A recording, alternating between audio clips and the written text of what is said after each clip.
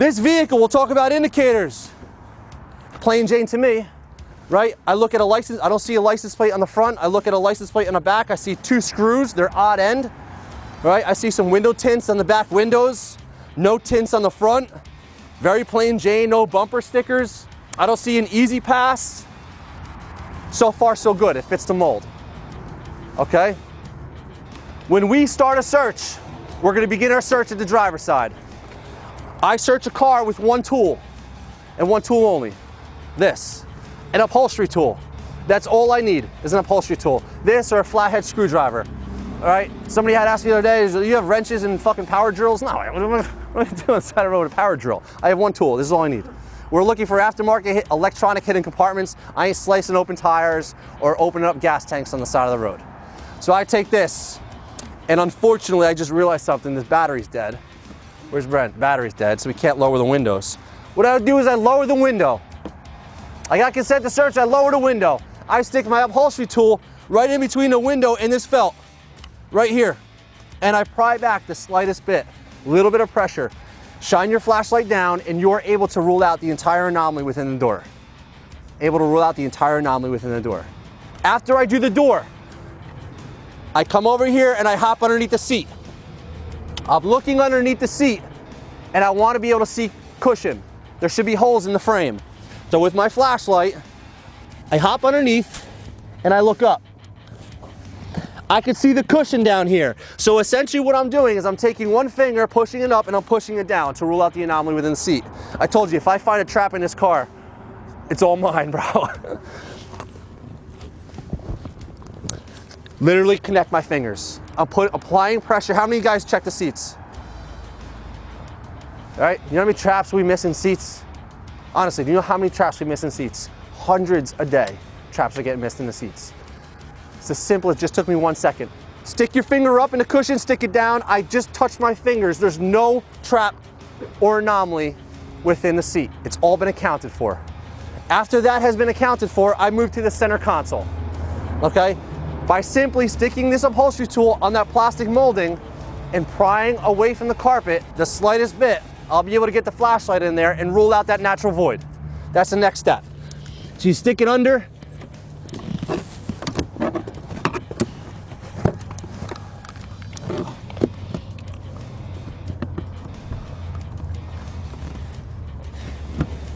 The slightest bit, and I can rule out the anomaly within the center console. Honda Pilots have such a large center console, you can fit 3 to 4 bowling balls in there. That's how big it is. There's nothing in there, okay? So you can actually pop off the side molding on a Honda Pilot, and we are finding just natural void hides in there, as well as traps. But the natural void is so large, they're just throwing shit right in there because it's so big. You almost don't need to put a trap in there because nobody's searching in center consoles as well. Simple. Underneath, pry out the little slightest bit and rule out the anomaly. After that, I break down the dashboard into 3 segments. Steering column, radio, airbag. I hop underneath the steering column and I look straight up to rule out this whole anomaly right here. I then look across to rule out all behind the radio. So I hop underneath with my flashlight. I can look straight up.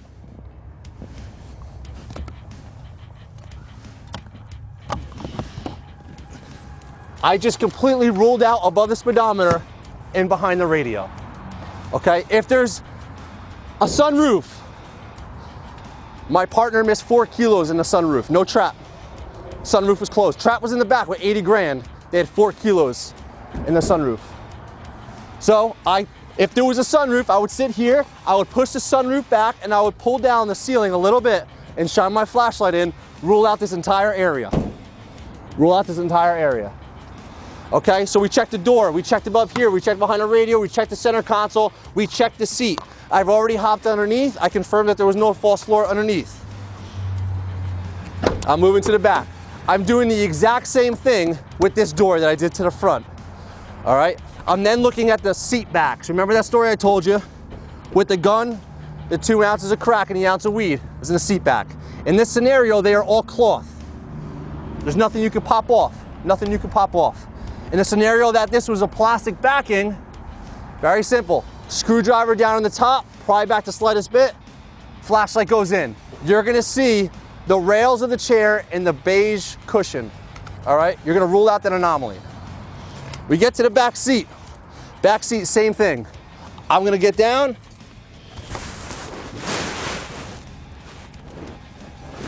I'm gonna see the cushion. I'm gonna stick my hand underneath and I'm applying pressure. There's no trap in this seat. That anomaly or any space within has just been accounted for because I just connected my hands. So I ruled out the door. I ruled out the seat back. I ruled out the seat cushion. Okay, I'll look at the floor, but again, I already hopped underneath. I'll look at the bolts to make sure that this floor is not built up. No tooling on the bolts. Sometimes I'll pull back the side molding. All you gotta do is pull back the side molding here, just like this. Boom. Just like that, it'll pop out, pop back in, and you could pry this carpet back and look at the factory floor, and you all know what factory floor looks like. It's corrugated, all right? An aftermarket floor will be, for the most part, straight sheet metal. This pops right back in. Now we get to the trunk. I will always rule out bumpers. Toyota Siennas, Honda Odysseys are known for the rear bumper traps. Where's my PS? You guys hit the rear bumpers yet? Right. Trunk locks or pistons? Okay. Both? We've hit both trunk locks and pistons in the rear bumpers. They're one of the easiest traps to find. What you do is you hop underneath here and you're gonna look up and you're gonna immediately see the frame rail. We talk about the frame rail, which runs the bottom portion exterior of the bottom vehicle. That's it. Once you hop underneath the car, you should see that frame rail at all points underneath. You're gonna see it, and we'll show you in a second. In the minivans with the bumper traps, there's a little space between the actual plastic bumper and that frame rail, or the skid plate at the bottom. You'll see the box. You'll see the Bondo in the box. You're not going to be able to see the frame rail. So when you hop over underneath here and look up, that's gonna be all sealed off. All sealed off. You're not gonna be able to see the frame rail, okay? So we open this up. You always check the trunk doors. When it's a minivan or a hatchback, I'll lift them up, I'll grab the trunk, and I'll shake. If there's something in there, you're gonna feel it rattle. Same thing with this. I don't feel any shake. I'm gonna stick my upholstery tool right in the side, pry back the slightest bit, and shine my flashlight in. That's all it takes. And I can rule out the anomaly up to about here. I don't feel anything, so I'm not gonna waste my time ruling out this, but you can always go underneath and do the same thing. Seat backs. Nobody searches seat backs. Found 4 kilos and $80,000 in the seat backs of a Jeep Commander. It's a very easy hide, very easy. In this scenario, these seat backs are all one piece. It's cloth. There's nothing that could pop out.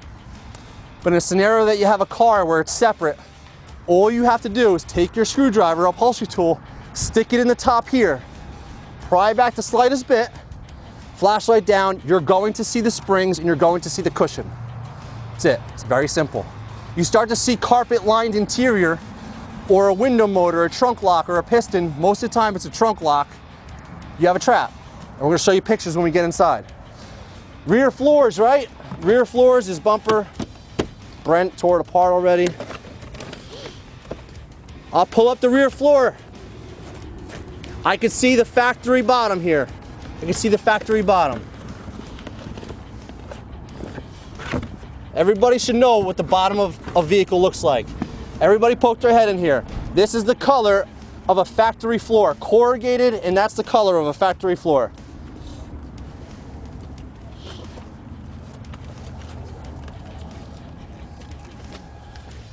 Your training, education, experience, you know the genetic makeup of a vehicle and you know what a factory floor is supposed to look like. You guys have all been trained now. You can write it in your reports and you can testify on that.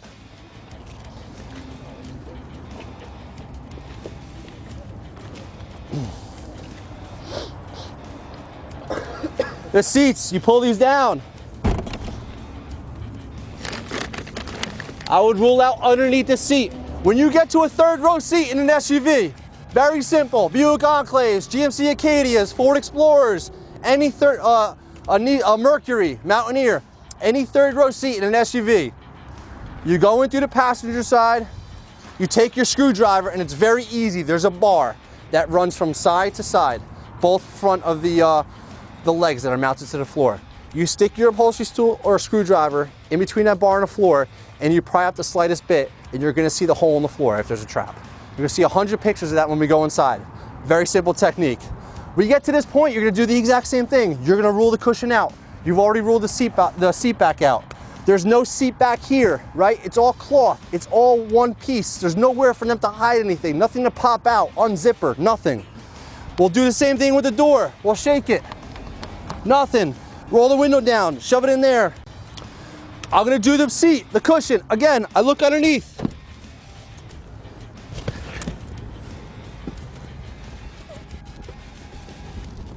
Hand up, hand down. I just connected my two hands. There's nothing in the cushion, nothing in that cushion. I'm gonna do the door. Same thing. Window down, screwdriver in, flashlight down, rule out the anomaly. Give it a shake, nothing in there. Now I'm getting to the dashboard area. All right, first thing I do is drop the glove box.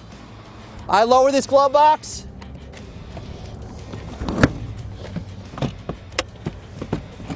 And it comes down. I'm ruling the contents within. I'm looking for cracks and crevices, anywhere to put my screwdriver and rule out that anomaly. So when I get here, I'm looking at the screws in the glove box. I look up and I see some screws missing. Were they here? Okay, so I see screws missing. Indicator in of itself, right? Makes me want to look further. But anyway, I see a crack.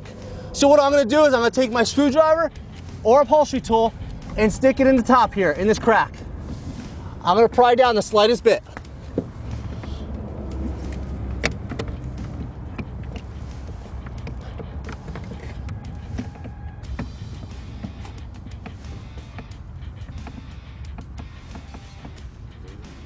As soon as I do that, I can see the dynamat. I can see a dynamat. I'm ruling out the anomaly up in this area, up here. As soon as I see the screws missing, I see a crack.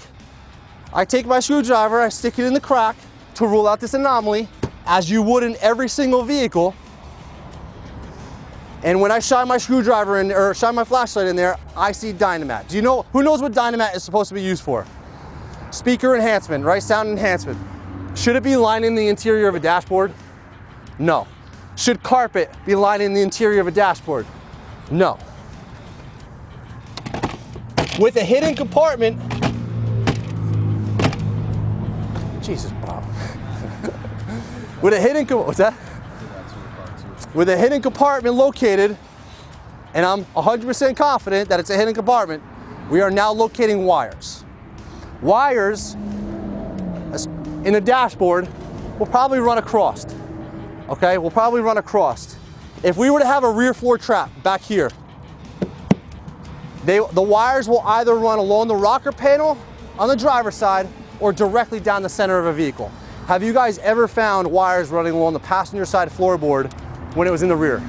I had a Jeep where they ran it through the roof. Yeah, I've had the roof, but kind of like on the driver's side or in the middle. Yeah. Never down the passenger side, correct? It doesn't make any sense, really. The power's over in the front left. Power's over in the front left. They have to use relays. We'll explain that later. They'll branch off of a lot of the buttons and outlets within the dashboard, and eventually they'll have to run that wire, the power source, back to the trap. Closest way from point A to point B is a straight line. So they'll either run along the driver's side rocker panel or to the center console and straight back. With a trap identified here, I would begin here to kind of pull back this molding, or I would begin behind the radio. I would check both spots, okay? So in this scenario, I'm gonna pull back this molding, and I'm gonna pull back the carpet. In doing so, I can see aftermarket wire. How do we identify aftermarket wire? Wire is usually in a casing, okay?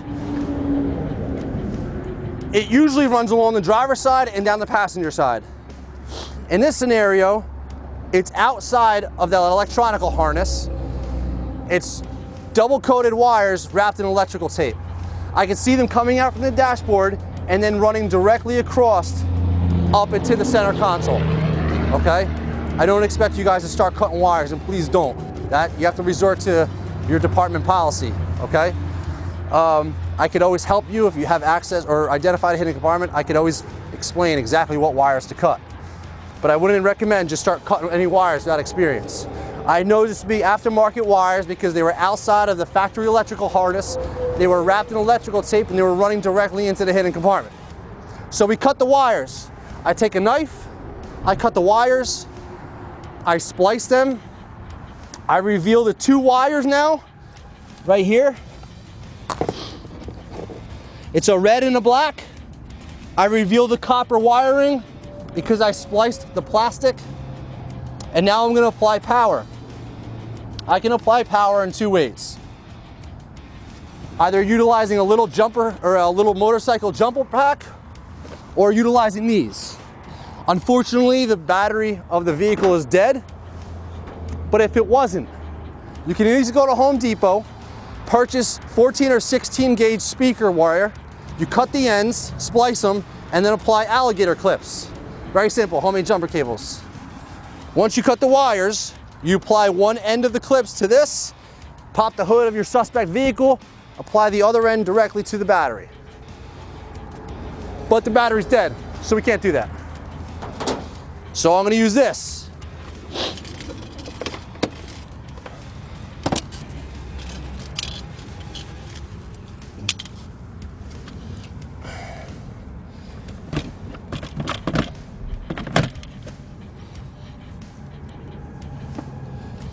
We're gonna do this multiple times for you guys. We'll switch it up.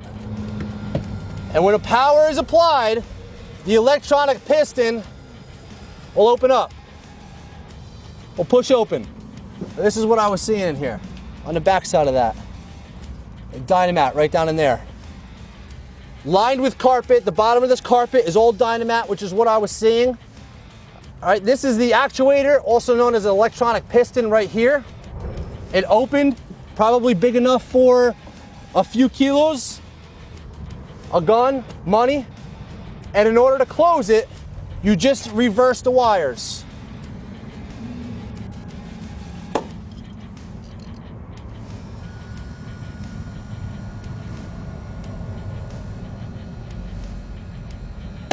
And it closes. We're gonna try to give everybody a quick opportunity to come in here and check it out, sit in the car, listen to that actuator, it's an important sound. Look at the wires, look at the aftermarket wires, how they're outside of the electronical harness. See how they're wrapped in electrical tape. All right, and if you guys want, you can attach the jumper cables and give it a whirl. Go at it. I'll leave a flashlight here in my upholstery tool if you want to check it out. Is that okay? We got to keep it moving, so let's just try to get a group of people up there, somebody go at it and take control. Good, give it a whirl. Come on, filling around them.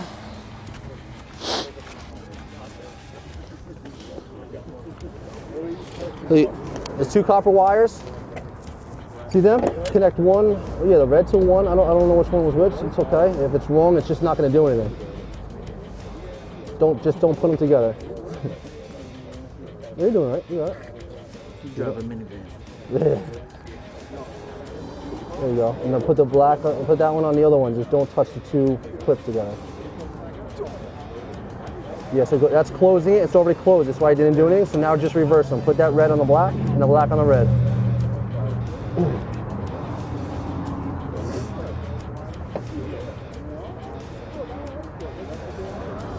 You're on the rubber and the red.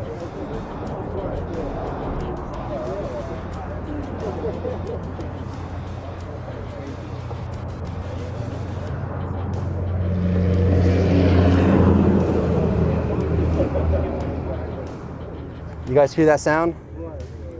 It's almost like the flaps from the airplane. Yeah, it's a very important noise. It's basically extending to allow that to open, that compartment to open. Now you reverse them and close it.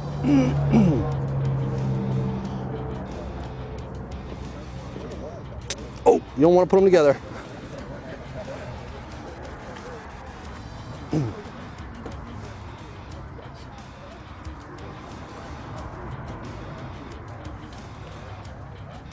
Somebody else jump up, everybody else filter around. How to move around to the other side. Guys, for you guys who eventually work your way over to the other side, I want you guys to get right in there and at least look at it. I want you to hear that sound, see the wires. Where did you see the Dynamat from underneath? When I pried it, so basically the interior of the compartment is lined with carpet. Underneath that, on the exterior, is all Dynamat. So when I pried back, I saw the Dynamat, which was the outside of it. Obviously, the indicator is a trap. There's no Dynamat inside of really anywhere in the vehicle unless there was aftermarket speakers or something before, yeah.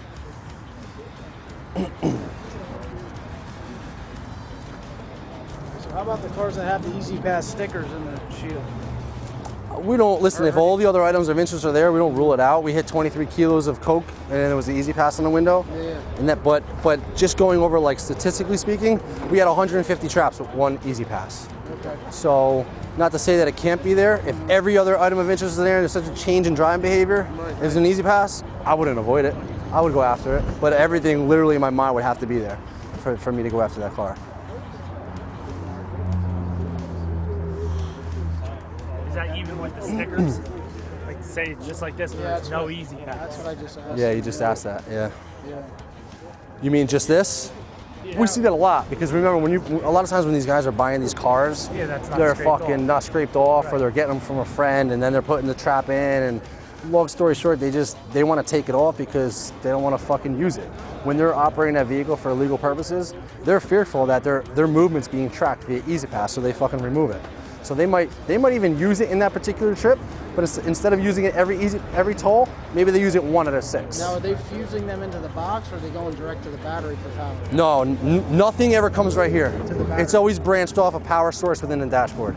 So they'll run to like a fuse box? and- Not necessarily, because they're going to want a sequence of events, which we'll discuss. They'll want a sequence of events. For instance, I'll show you a video later. A magnet had to be put onto the steering column. The seat heat had to be on, and then the rear windows had to be lifted up. So it's 3 relays. Okay, so basically, that wire to the trap went to all 3 different areas. You want to cut the wire and locate the wire closest to the electronic mechanism operating that trap. If I cut that wire all the way over here, You gotta trip those other relays. exactly. So you always want to find the trap, understand where the electronic mechanism is, cut the wire closest to that. If you sat there and tried to figure that out, it would take you all fucking day long. 12 volt. Yeah, yup. You can use a 9-volt battery. Yeah. Where would you start in the hood? What's that? Where would you start if you were searching the hood of the car? So once I'll get through kind of the completion of my search, the hood is always my last part. I'll pop the hood and I'll rule out this area in here. This plastic molding by the windshield wipers will pop up or lift up a little bit, and you'll be able to see into the firewall of the vehicle. In every vehicle, there's a large anomaly within there. I missed 9 kilos in a firewall one time. I just didn't think to look there or look any further. You can pop it up from So we'll lift it up from underneath and reveal that kind of firewall area. And then I'll check all the exterior portions. I'll check to see the rocker panels, if the bolts are tooled. I'll check the air filter inside. And then I'll hop underneath. They're using a lot of those magnets now. You ever see those big ass magnets? They're just putting them to the bottom of the engine compartment and loading it up with dope. So I want to always rule out the bottom.